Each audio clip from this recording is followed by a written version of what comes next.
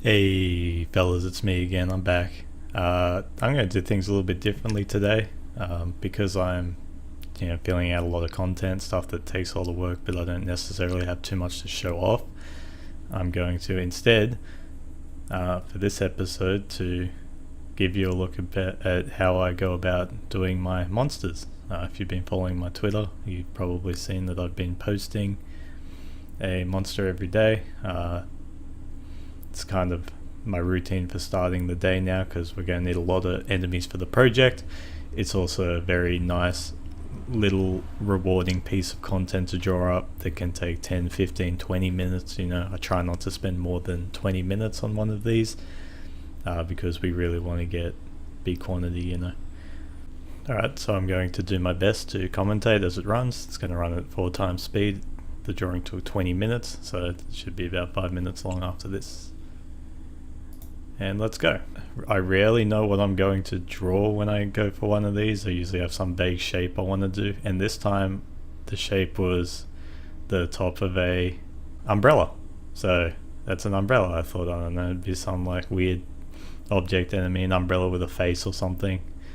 But as I was kind of scrapping around shaping the umbrella, I thought if I have one of the faces in the perspective I want, which is all the enemies face to the right and the camera is kind of angled on them, that's much more interesting than either straight on or straight to the side. I came up that I would have it have like an umbrella head but have like a big tail run back behind it, and that kind of ended up being like the orientation of the object. And then I just kind of went with the flow. I thought it turned into like some super leaning over looming monster instead. Kind of figured out where the face would go. I gave it some limbs because I've got to make it more interesting. I want to try and fill out that space as best I can, and that's why I started running spikes down its back. You can see I'm keeping everything very rough. I'm just trying to get the basic shapes of what I think I will do. I'm not worried about how good the lines are or anything like that.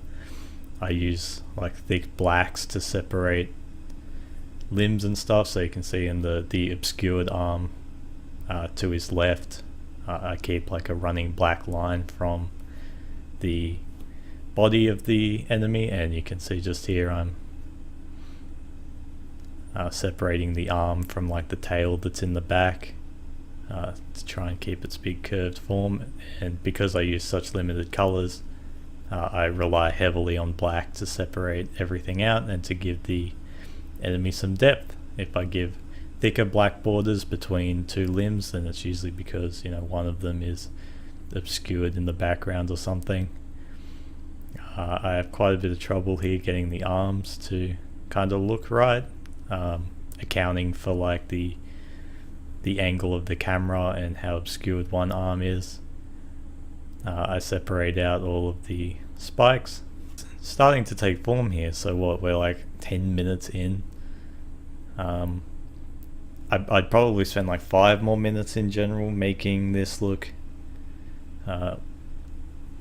like as refined as I feel is necessary. I don't go overkill with making it look perfect. I'm quite happy to leave some lines not refined, some things looking a bit strange even, because it retains like a lot of character, and I'm not an artist, right? I'm just making enemies for my game, and this is just one part of the game, so I'm quite happy to leave it a bit imperfect.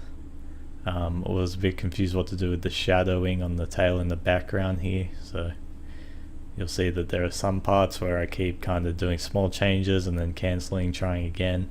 I think I do the same here with the highlighting on the arms because they're very rounded. I wanted to figure out how the light hits the arms, and it would kind of curve around the big joints, I figure. My shadowing in general is pretty bad and pretty inconsistent. Most of my shaded things before here use very kind of blotchy, sporadic shading, and I don't really know what I'm doing. But like I said, I'm quite happy for things to be not so good. I've got a line of light here where kind of the light would kind of thin itself out against like the slimy body of this creature. That's how light seems to work anyway when it hits surfaces like that. There's no like flat point. And I finally addressed the big gaping kind of mouth I had, and I decided it will be a mouth, so I just whack in some teeth and I'm quite happy with it. Easy peasy. You know, I don't have too much resolution to work with, so I just slap in some pixels and boom, they're teeth. Using that black lining between the top of the mouth and the teeth as like some depth.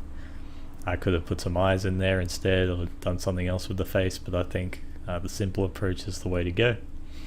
Here I'm trying to make some like more complicated textures for the spikes. I'm trying to take any surface that's like big and empty. I'm just trying to like throw in some dithering or something, and I end up going with a very light amount of dithering. It wasn't the first thing I attempted. The first thing I attempted was like more lines that run around the cone of the spike. And then I believe, yeah, that's pretty much what I come up with at the end, and I'm quite happy with it. You'll notice I've only used 2 colors, 2 shades of blue, which is pretty boring. I don't worry about the coloring too much at this point, because first of all, I'm only using like a maximum of 4 non-black colors, so if I want to change the colors, like it's just a matter of, you know, paint bucketing all of it. A small palette of colors I've been using. It doesn't really matter what the colors are at this point. What's important is just, you know, figuring out what the enemy is, separating the different parts with colors. You know, maybe when I finally do put this in, the teeth will be a different color to the teeth, and the spikes might be their own color. Maybe I'll throw an orange or something. I'm trying to stay somewhat loyal to the NES color palette so far, because the colors are very kind of different from what you'd expect nowadays, so it kind of makes the images a bit striking and interesting. As I've been doing art and learning about art, I've become much more interested in making what I make distinct and interesting versus making something that's technically or traditionally correct, like correct shadowing or good bipeds when it comes to the humans or something, or realistic proportions, all of that stuff. Like, I'm just not interested at all. I want stuff that's weird, you know, weird, characterized. It's not original, of course. Like, I'm basically leaning on a style that is not my own. I'm going on NES limitations, but I'm having a lot of fun with it. You can probably hear by my tone and by my consistency of drawing these monsters that this is a very big change from, it was like, what, episode 12 or something, where I drew the first enemies, and I did like 5 or 6 in one day, and I felt completely defeated. I was like, man, I'm really bad at this. This is really hard. I don't know what I'm gonna do. Now I've got a process. The things I'm drawing are interesting enough to me. I'm very happy with them. I can consistently sit down and just come up with something in 15, it's usually 15, maybe 20 minutes. That's something that I've gotten much better at. Hopefully I'll have that kind of improvement with music. I'm gonna have to force myself to just do a lot of music, like I'm doing a lot of art.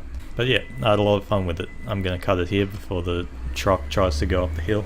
Have a good one, guys. Thanks.